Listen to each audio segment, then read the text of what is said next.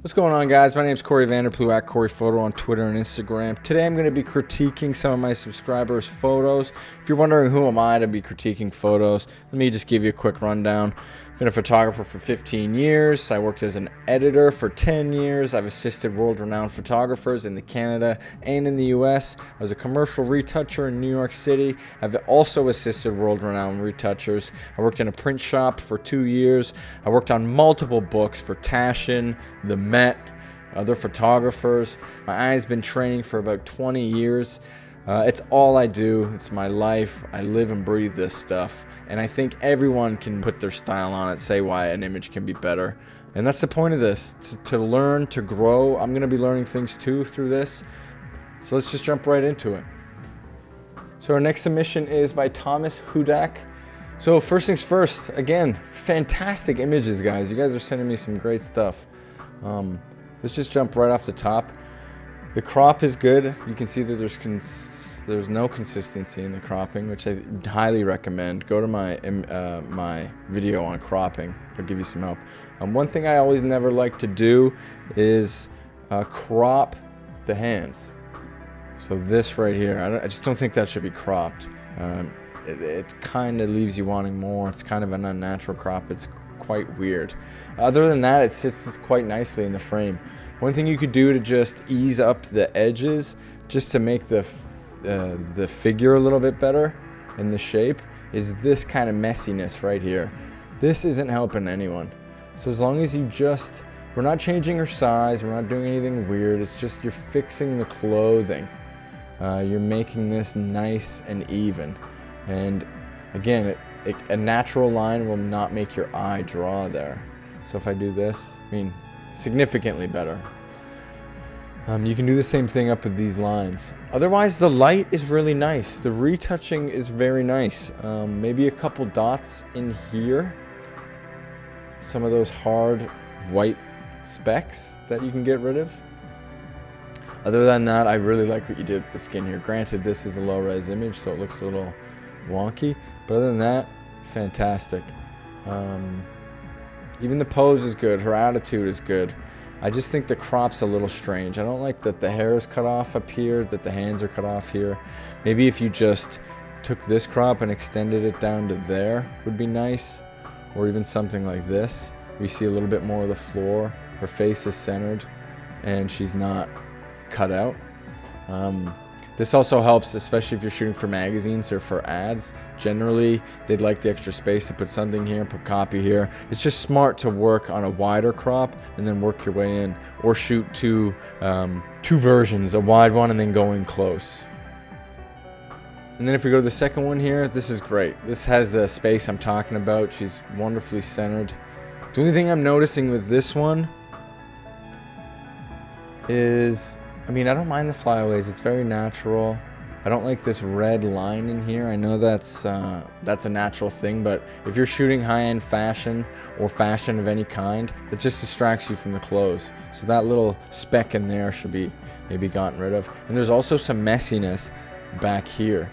I can also see that your line isn't straight. So I would straighten that line out. One thing you can do really easily is Apple T and then click this fun little button up here. And then you can just shrink that right down and you have a straight line. Straight lines are extremely important. Other than that, I don't mind this bulge. Generally, I tuck that in a little bit more. You know that's not her body. You know her shape is something like this, and this is just a little bit of a bulge, but it's not too offensive. Maybe the person who, if this was for this clothing line or something, maybe the model might want a little bit more flattering there, but other than that, it's a nice image, and there's nice consistency. He said one was strobe and one was natural light. The fact that I can't tell is fantastic. You're using what light you have and you're using it well, and the lighting is very similar. You have a nice 2-to-1 ratio here. You have a little bit more of a speck here. So, I love your consistency. I love that you have a visual signature, you have a style, and your skin is great in both. It's very natural. It's not overdone. You can still see some shadows on her face, but it's very clean and very complimentary. Great images. Just work on your cropping. It's the hardest thing I had to learn. So thank you, Tomáš Hudák. All right, we have Seth 7. Let's just bring these images right in. So here are his photos. We'll go through them 1, 2, 3. So these are great. First thing I want to say is these look uncropped. You generally don't want to go right out of camera because it's just an odd crop to use for Instagram or for any magazine. This looks like a New Yorker crop. I don't know if you're being published in the New Yorker, but unless you are, this long crop is weird and awkward. Otherwise, these images are fantastic. Great set of images. If I could critique some small things that would make this a little better, you can see that there's a little bit of texture and shadows in the background. Ideally, you would love it to be clean. Now this just looks like paper, unless that's what you want. But things like this wrinkle, see these little dark areas? One thing to really make that nice and simple is to create a new layer. Use your B or your brush tool, option in around here, and then take your brush tool at a really low opacity and just paint it over. So you can already see it makes a big difference on the background when you take it on and off. See that wrinkle goes away. If you still want your vignette, you can bring in the vignette, but I mean that just cleans up the background really nicely. And then all you would do is create a mask, like you saw me right there, and then just paint it off of him. Like so. I mean, nice and simple. But I mean, that's just another way to simplify and take away. This makes it look very amateur. You'll never see, very rarely will you see a published magazine, especially since everything is so polished. You have a nice polished violinist, very structured posture. Why do you have this loose paper and this shadowy, weird, unprofessional texture? Another thing is to clean up is make a new layer. Just make this black. I mean, you're not gaining anything from seeing this. Again, this would just simplify the image. I mean, it's a big difference. Really small and silly too. Another one are these little buttons. You can't really tell that they're buttons, so they're just a little bit of a distraction, especially the white part. Here's another one. This would really become apparent on a print. Big help. I mean, the buttons are nice, but they're just, my eye is drawn to them. Just get rid of the white parts. There's no way you'll tell me that that adds to your photo. Another small thing you could do is just come right in here. And the same issue is with these little white specks. So a new layer, and then small brush. You're not trying to get rid of anything weird. It's just these small white specks that your eye is, like I said, drawn to. It's messy and it's not that clean. And I'm all about making things as clean as possible. So let's speed this up. Even right down here where there's these little white specks. And you can even do that with his beard. One thing I learned working for a great retoucher is that these, when they're in the printed form, really pop out. And these aren't adding to your photo, right? These are just distracting you. So just get rid of these tiny little white lines that don't really help. And then let's just zoom out a little bit. You can see I didn't take that long, but like already those are a big help. It just helps you elevate your image to take it that step further. Let's go to the next one. This is actually a fantastic image. I mean, I can't really critique the shadows or the lights because that's all artistic. One thing I could clean up is maybe to bring in a little more details in the blacks here. I don't have the raw. You could simplify his hair. His hair looks a little crunched there. So again, something I would do is just go to my contrast layer, maybe crank it full with a new mask, and then just paint in around the edges just to give it a little bit more snap and ease into the background. Another thing is, it's a little dull back here. I'd either get rid of this, but then you want to know that he's in a chair. You can do the same thing as brightness, contrast, go to legacy, and really hit this thing. And give it the kind of snap that you have as your suit. You can also do the same thing with the suit. But again, this is personal preference. Might be a little way too much in there. Another thing you could do is that this is too high. So one thing, you can make a new layer,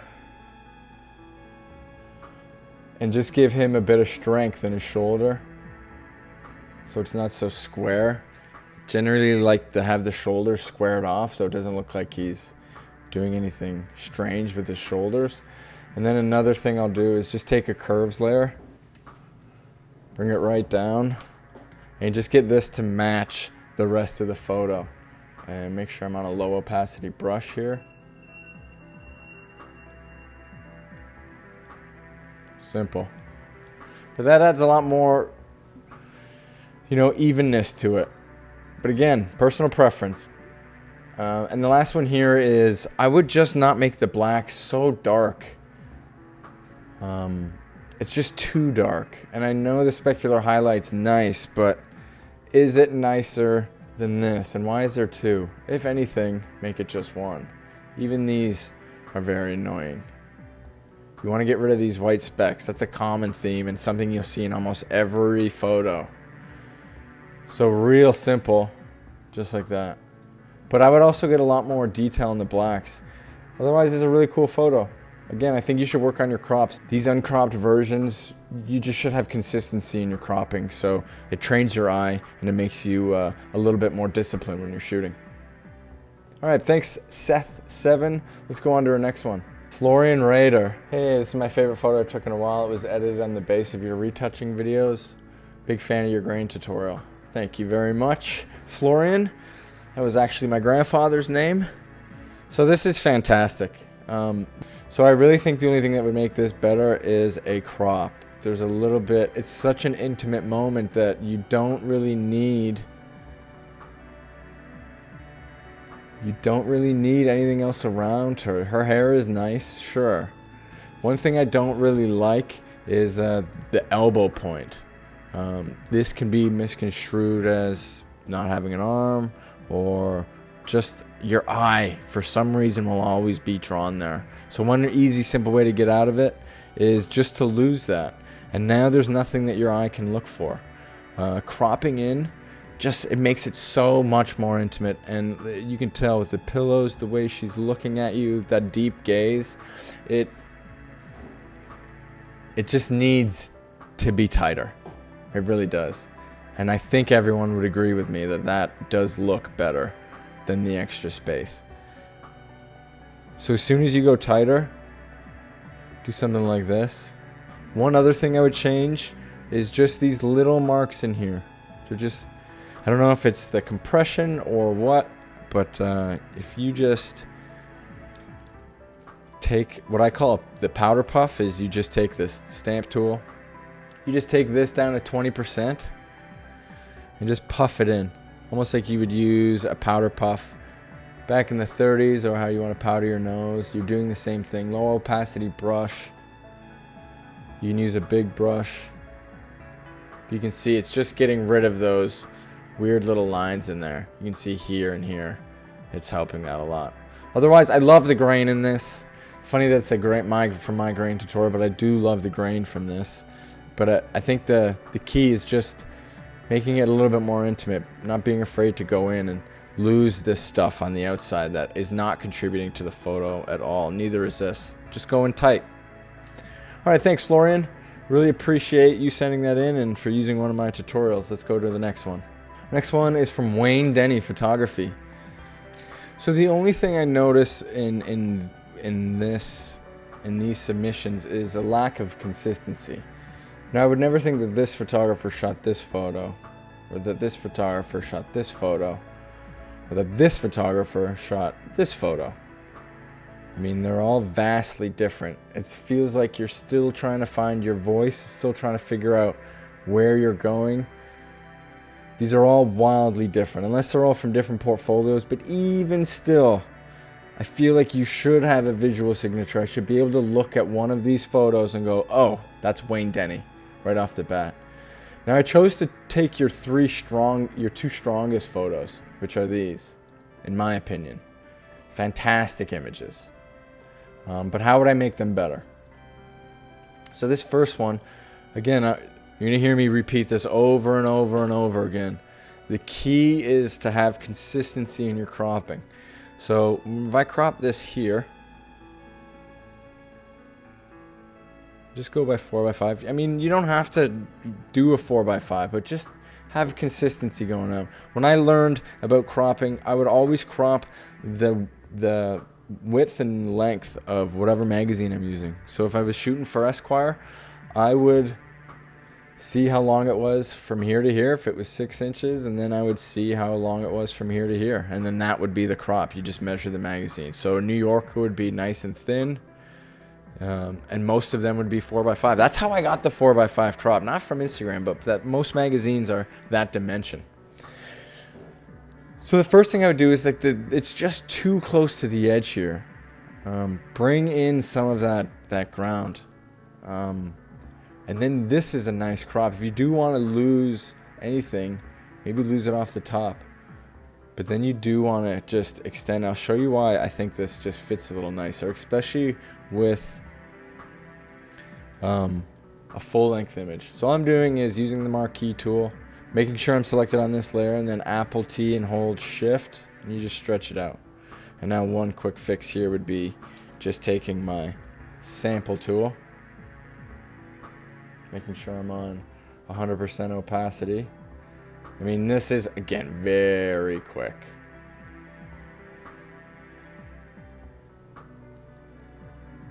But even if as bad as that was, let's just get it off. Again, I'm doing this fast and loose, just for critiquing's sake. So I just feel like that's a stronger image. It just sits a lot nicer as opposed to, you know, that cutoff, especially if you were selling these shoes, or, I mean, if this was going to print and the print safety actually cropped it here, then then your image is truly getting cut off. Again, there's a thing called TV safe and print safe. So you have to watch the crops on the edges. That way it sits a little nicer. Now let's just say this went to print and it came back like that. It would still be good. But if you're cutting it off halfway there, it's cutting right into your image. It's cutting into your subject and your sitter. So again, cropping. Other than that, this looks fantastic. The skin's great. The grain is cool. Her expression's great. The body language is awesome. Her backdrop's amazing. I mean, just to experiment, I might do something like this. Whoops.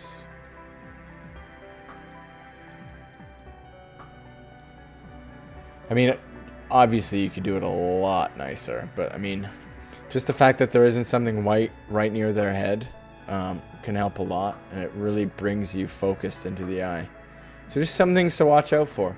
Let's go to this other image. Like, this is so striking. Tell me this couldn't be the front of a magazine cover. One thing I want you to watch is the symmetry. So again, let's put our crop on and let's work on the symmetry. So yeah, I want the nose right in the middle. But the only thing is, like, the symmetrical image is such a more satisfying image. So what you want to do is just take your liquify tool, bring it down, bring it up. I like that it's kind of hooking around there. I mean, even something small like that is much better. Small and satisfied. But your retouching is good. You might want to think of just fixing some of these flyaways. Like, this isn't helping your image. This one's not helping your image. That's not helping your image. Up here where it's busy is nice, but really focus on getting rid of these ones. You just always want to figure out a way to simplify and how can you make your image cleaner. One thing you do want to watch, especially on something like this, something that is hard to fix, and you'll very rarely see it on the newsstand, is messiness over the eyes. It's just any photo editor, I've had it happen to me dozens of times, where they will select another image simply because it's too messy over the eyes. You hear the old saying, windows are the eye of the soul. If that's distracted, the first place I want to look, then maybe it's not the best image to use. Other than that, it's very striking. It's well lit. The fact that you do this outside, either in the direct sunlight or with a strobe, really well done. It's cool. But again, just watch the eyes. Just watch the flyaways. Simplify, simplify. Thank you so much, Denny. I hope you keep watching my videos. All right, last one, Adnan Rao. JPEGs for critiquing, even if mine isn't selected. Keep up the amazing content. Well, thank you, Adnan. Let's talk about how we can make these just a little better. So the first thing you want to do is make sure that your lines are straight. I can see that this line's crooked right off the bat. So throw it on and just make it even a little bit better. And then another thing you want to do is check and make sure all of your other lines are good. That's pretty solid.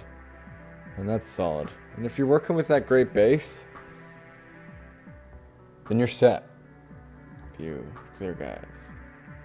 So one thing that you can do is, I love the busyness, but tell me this wouldn't be a better photo if she was just centered here and none of these people were here. So one thing you could do is you could take another slate when the street is empty and then just get rid of these people.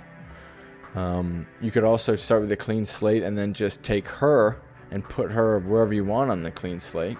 Very possible. Something like just making her go over there. I mean, you could take the time and mask out. Otherwise, what's happening in this photo? What is the point of this photo? I mean, this photo is going to look cool regardless in the next 30 years, just because the cars are dated, you get the people's clothes, so it can be historical. But what is so cool about it now? And that's the only thing I'm lost on, is what is the point of this picture? What are you trying to tell me? Is it about the buildings? And why aren't the buildings more in the forefront? If it's about this woman, why isn't she highlighted more? You can do a small thing, like if you check my video out on the vignette, on how to make a vignette, you can do a small thing like this. Take a very big brush. You saw what I did here. I brought the curves up and I just brought it down like that. And then I pushed Apple Delete to get rid of it. And then I'm taking a very big brush on a very low opacity, and I'm just gonna do this, and then this can just draw your eye. Again, I'm using a big brush, very chill, not doing much. I'm gonna push X to invert my artboards, and then I'm gonna paint her away. And you can see here what I drew essentially. And you can see that it's highlighting her a little bit more.